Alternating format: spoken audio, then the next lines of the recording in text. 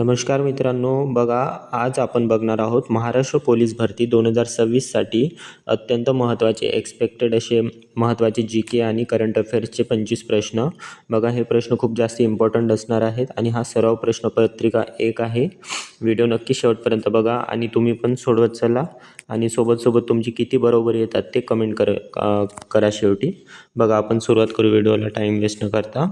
बघा पहिला प्रश्न आहे, नुकतेच 131 पद्म पुरस्कार 2026मध्ये जाहीर झाले आहेत. त्यापैकी महाराष्ट्रातील एकूण किती व्यक्तींना पद्मश्री पुरस्काराने गौरवण्यात आलेले आहे. बघा प्रश्न छान वाचा. बघा काय म्हणताय, 131 पद्म पुरस्कार हे सुद्धा लक्षात ठेवा तुम्ही 2026मध्ये जाहीर झाले आणि त्यापैकी महाराष्ट्रामधील व्यक्तींना एकूण पद्म पुरस्कार 15 जाहीर झाले हे सुद्धा आठवण ठेवा तुम्ही. 15 पुरस्कार, त्याच्यापैकी एक आहे पद्मविभूषण, एक आहे पद्मभूषण, 3 आहेत पद्मभूषण आणि 11 आहेत पद्मश्री. म्हणून इथं बघा पद्मश्री पुरस्कार विचारलेला आहे, तर महाराष्ट्रातील 11 लोकांना पद्मश्री जाहीर झालेला आहे, म्हणून ऑप्शन क्रमांक बी बरोबर जाणार. दुसरा प्रश्न आहे बघा, पहिले दृष्टिहीन महिला T20 क्रिकेट विश्वचषक 2025 सामन्याचे उपविजेते कोण. बघा उपविजेते विचारलेलं आहे.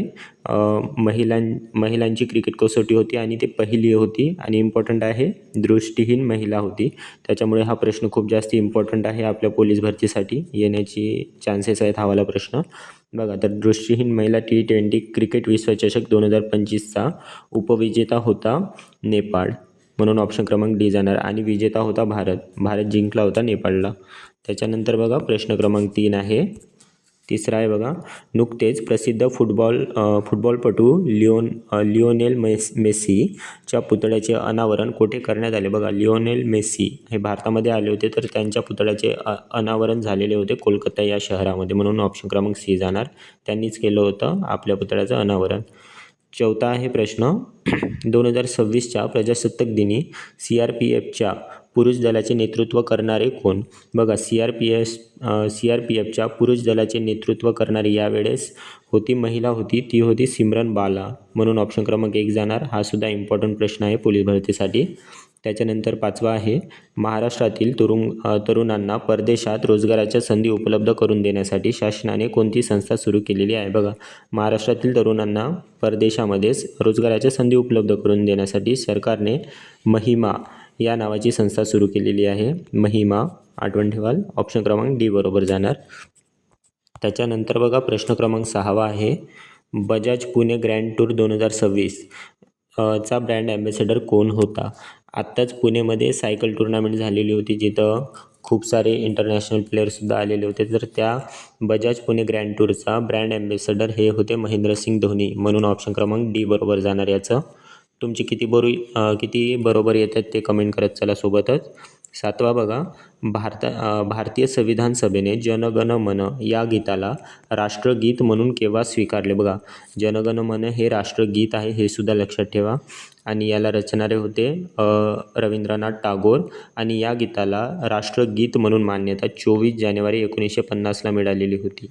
ऑप्शन क्रमांक ए बरोबर जाणार, 24 जानेवारी 1950. त्याच्यानंतर आहे 8वा प्रश्न, भारतातील कोणत्या राज्याने कोणत्या जीवाणूला राज्य जीवाणू म्हणून घोषित करत पहिला राज्य बनले आहे. बघा आपल्या भारतातील एक असा राज्य आहे ज्याने एका जीवाणूला राज्य जीवाणू म्हणून घोषित केले आणि राज्य जीवाणू म्हणून घोषित करणारे ते पहिलेच राज्य आहे, तर ते राज्य आहे केरळ आणि तो जीवाणू आहे बॅसिलस सबटिलिस, म्हणून ऑप्शन क्रमांक सी बरोबर जाणार. केरळ तो राज्य आहे आणि बॅसिलस सबटिलिस ते जीवाणूचं नाव आहे. त्याच्यानंतर बघा प्रश्न क्रमांक 9 आहे, पंतप्रधान कार्यालयाचे नाव बदलून काय ठेवण्यात आले आहे. बघा पंतप्रधान कार्यालयाचे नाव बदलून सेवा तीर्थ अशा प्रकारे त्याचं नवीन नाव ठेवण्यात आलेलं आहे. ऑप्शन क्रमांक ए जाणार बरोबर. नंतर आहे फिफाचा पहिला शांतता पुरस्कार कोणाला जाहीर झाला. हा सुद्धा इम्पॉर्टंट प्रश्न आहे बघा पोलीस भरतीसाठी. फिफाचा पहिला शांतता पुरस्कार असल्यामुळे आणि तो मिळालेला आहे ऑप्शन क्रमांक सी डोनाल्ड ट्रम्प यांना, म्हणून सी बरोबर जाणार. त्याच्यानंतर बघा प्रश्न 11 आहे, न्यायमूर्ती सूर्यकांत शर्मा हे भारताचे कितवे मुख्य न्यायाधीश बनले आहेत. तर बघा न्यायमूर्ती सूर्यकांत शर्मा हे भारताचे 53वे सरन्यायाधीश बनलेले आहे. ऑप्शन क्रमांक सी जाणार बरोबर. 52वे होते बी आर गवई, 51वे होते संजीव खन्ना आणि 50वे होते चंद्रचूड. त्याच्यानंतर बघा प्रश्न 12वा आहे. 12वा प्रश्न बघा, महाराष्ट्राच्या पहिल्या महिला मुख्यमंत्री कोण? बघा याचा आन्सर तुम्ही पटकन मारून द्याल, सुनेत्रा पवार. कारण हे आताचंच आहे करंट अफेअर आणि खूप चर्चेमध्ये आहे या व्यक्ती. बघा महाराष्ट्राच्या पहिला मुख्यमंत्री, बघा प्रश्न नीट वाचा, इथं विचारलेला आहे मुख्यमंत्री, तर मुख्यमंत्री नाही आहेत ते उपमुख्यमंत्री बनलेले आहेत सुनेत्रा पवार, महाराष्ट्राच्या पहिल्या महिला उपमुख्यमंत्री. पण आपल्याला मुख्यमंत्री विचारल्यामुळे मुख्यमंत्री महाराष्ट्राच्या आजपर्यंत कोणतीच महिला झालेली नाही, म्हणून ऑप्शन क्रमांक डी जाणार, यापैकी नाही. त्याच्यानंतर बघा 13वा प्रश्न आहे, महाराष्ट्रातील पहिला जलविद्युत प्रकल्प, मोठा जलविद्युत प्रकल्प तसेच मोठा जलसिंचन प्रकल्प अनुक्रमे कोणते आहेत? बघा या प्रश्नामध्ये 3 प्रश्न बनतात पोलीस भरतीचे, मर्ज करून बनवलेला आहे 3 प्रश्नाचा एकच. बघा पहिला जलविद्युत प्रकल्प आहे खोपोली, बघा ऑप्शन क्रमांक 2 मध्ये आहे. त्याच्यानंतर बघा मोठा जलविद्युत प्रकल्प, जलविद्युत म्हटलं आहे बघा, तर जलविद्युत आहे कोयना, आणि जलसिंचन मोठा, महाराष्ट्रातील सर्वात मोठा जलसिंचन प्रकल्प आहे जायकवाडी, म्हणून ऑप्शन क्रमांक बी बरोबर जाणार. बघा खोपोली हा पहिला जलविद्युत प्रकल्प आहे, कोयना हा सर्वात मोठा जलविद्युत प्रकल्प आहे, पण पहिला नाही आहे, हा पहिला आहे खोपोली, त्याच्यानंतर आहे कोयना, आणि त्याच्यानंतर जायकवाडी हा आहे जलसिंचन प्रकल्प आहे, हा सुद्धा लक्षात ठेवा, जलसिंचन आहे जायकवाडी. त्याच्यानंतर 14वा आहे, जागतिक कुष्ठरोग निर्मूलन दिवस कधी साजरा केला जातो? बघा जागतिक कुष्ठरोग निर्मूलन दिवस हा 30 जानेवारी या दिवशी साजरा केला जाते. 30 जानेवारीला गांधीजी भारतामध्ये परतले होते दक्षिण आफ्रिकेवरून, त्याच्या निमित्ताने हा दिवस साजरा केला जातो, जागतिक कुष्ठरोग निर्मूलन दिवस.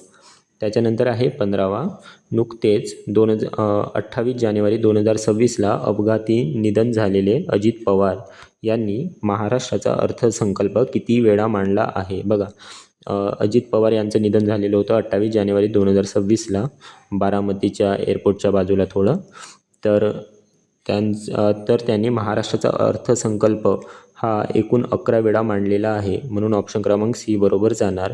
आणि हे असे 11 वेळा मांडणारे हे दुसरे आहेत. पहिलं आहे त्यांनी 13 वेळा मांडलेलं आहे, हे दुसऱ्या नंबर क्रमांकाचे आहेत. जर यांचा अपघात झाला नसता तर हे फर्स्ट क्रमांकावर आले असते, ऑप्शन क्रमांक सी बरोबर जाणार. त्याच्यानंतर बघा प्रश्न 16वा आहे, नागपूर विद्यापीठाच्या पहिल्या महिला कुलगुरू कोण बनल्या आहेत? बघा हा सुद्धा इम्पॉर्टंट प्रश्न आहे नागपूर पोलीसवाल्यांसाठी, तसेच विदर्भातील सर्व जिल्ह्यांसाठी आहे. बघा नागपूर विद्यापीठाच्या पहिल्या महिला कुलगुरू या बनलेल्या आहेत डॉक्टर मनाली मकरंद या पहिल्या महिला कुलगुरू बनलेल्या आहेत नागपूर विद्यापीठाच्या, ऑप्शन क्रमांक बी बरोबर जाणार याचा. 17वा आहे, अतिपावसाच्या ठिकाणी कोणत्या प्रकारची मृदा आढळून येते? बघा ज्या ठिकाणी खूप जास्त पाऊस पडतो त्या ठिकाणी जांभी मृदा ही मृदा आढळून येते, म्हणून ऑप्शन क्रमांक सी. आणि ही मुख्यतः कोकण या ठिकाणी सापडते, कोकण, कारण हे खूप जास्ती पावसाचं ठिकाण आहे कोकण विभाग. त्याच्यानंतर 18वा आहे, हिमोग्लोबिनमध्ये लोहाचे किती अणू म्हणजेच मॉलिक्युल्स असतात? बघा हिमोग्लोबिन असते ब्लडमध्ये, जे की ऑक्सिजन वाहून नेण्याचं काम करत असते हिमोग्लोबिन, याला आपण HB असे म्हणतो, HB. तर या HBमध्ये लोहाचे एकूण 4 मॉलिक्यूल असतात, म्हणजे 4 अणू असतात, ऑप्शन क्रमांक सी बरोबर जाणार याचं. 19वा प्रश्न बघा, कोयना, जायकवाडी तसेच उजनी धरणाच्या जलाशयाचे अनुक्रमे नाव काय आहे? बघा हा सुद्धा इथं 3 प्रश्न बनण्यासारखे आहे, हा वाला प्रश्न. बघा कोयना जो धरण आहे त्याच्या जलाशयाचं नाव आहे शिवसागर, बघा 2 ऑप्शनमध्ये आहे शिवसागर. त्याच्यानंतर बघा जायकवाडी जो धरण आहे त्याच्या जलाशयाचे नाव आहे नाथसागर, म्हणून ऑप्शन क्रमांक सी येणार. आणि उजनी धरण आहे त्याच्या जलाशयाचे नाव आहे यशवंत सागर. बघा शिवसागर, नाथसागर, यशवंत सागर. कोयनाचं आहे शिवसागर, जायकवाडीचं नाथसागर आणि उजनीचं आहे यशवंत सागर, म्हणून ऑप्शन क्रमांक सी बरोबर जाणार या प्रश्नाचं. त्याच्यानंतर आहे 20वा प्रश्न, 16 वर्षाखालील मुलांना सोशल मीडियावर बंदी घालणारा पहिला देश कोणता? बघा जे काही 16 वर्ष आहेत त्यांना सोशल मीडियावरून पूर्णपणे बंदी घालणारा पहिला देश आहे ऑस्ट्रेलिया, ऑप्शन क्रमांक सी बरोबर जाणार याचं. त्याच्यानंतर 21वा आहे, वारकरी संप्रदायाचा जनक म्हणून कोण ओळखले जातात? बघा वारकरी संप्रदायाचा जनक म्हणून संत तुकाराम यांना ओळखले जाते. ऑप्शन क्रमांक ए बरोबर जाणार. त्याच्यानंतर बघा प्रश्न क्रमांक 22वा आहे. प्लासी तसेच बक्सरच्या लढाया अनुक्रमे केव्हा झाल्या? बघा, प्लासीची लढाई झालेली होती 1757मध्ये आणि बक्सरची झालेली होती 1764मध्ये. म्हणून ऑप्शन क्रमांक 4 बघा, डी बघा, 1757मध्ये झाली होती प्लासी आणि 1764मध्ये झालेली होती बक्सर आणि 1761मध्ये झालेली होती पानिपतचा तिसरा युद्ध. हे सुद्धा लक्षात ठेवा, पानिपतचा तिसरा युद्ध झालेला होता या टाईमला. ठीक आहे. त्याच्यानंतर बघा प्रश्न क्रमांक 23वा आहे. आर्य महिला समाजाचे संस्थापक कोण? बघा, आर्य महिला समाजाचे संस्थापक बघा महिलांच्या रिलेटेड आहे हा सुद्धा, आणि आर्य समाज नाही तर आर्य महिला समाज विचारलेला आहे.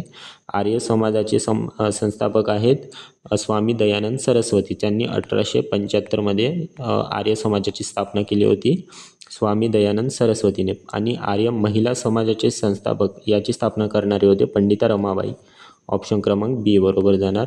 आर्य महिला समाज म्हटलं तर पंडिता रमाबाई. इथं कन्फ्यूज होऊ शकतात, रमाबाई रानडे सुद्धा आहे.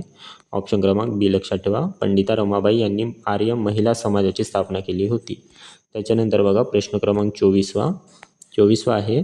महाराष्ट्र विधान परिषदेत, विधान परिषद म्हटलेलं आहे, एकूण किती जागा आहेत? बघा, महाराष्ट्र विधान परिषदेमध्ये एकूण 78 जागा आहेत आणि 288 आहेत विधानसभेमध्ये. महाराष्ट्र विधानसभा 288 आणि 48 आहे महाराष्ट्रामधून लोकसभेवर जाणारी संख्या.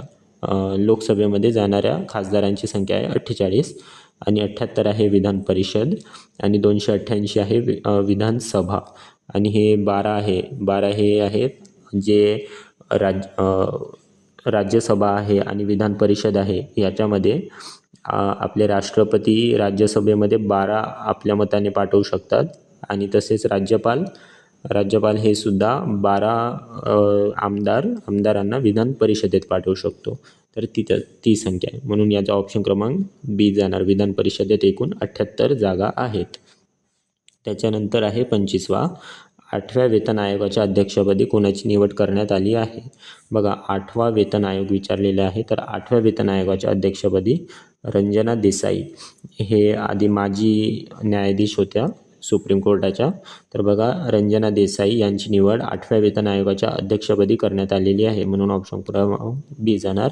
बघा, डॉक्टर नितीन करील हे महाराष्ट्र राज्याचा 6व्या वित्त आयोगाचे अध्यक्ष आहेत. हे वित्त आयोगाचे अध्यक्ष आहेत महाराष्ट्र राज्यासाठी.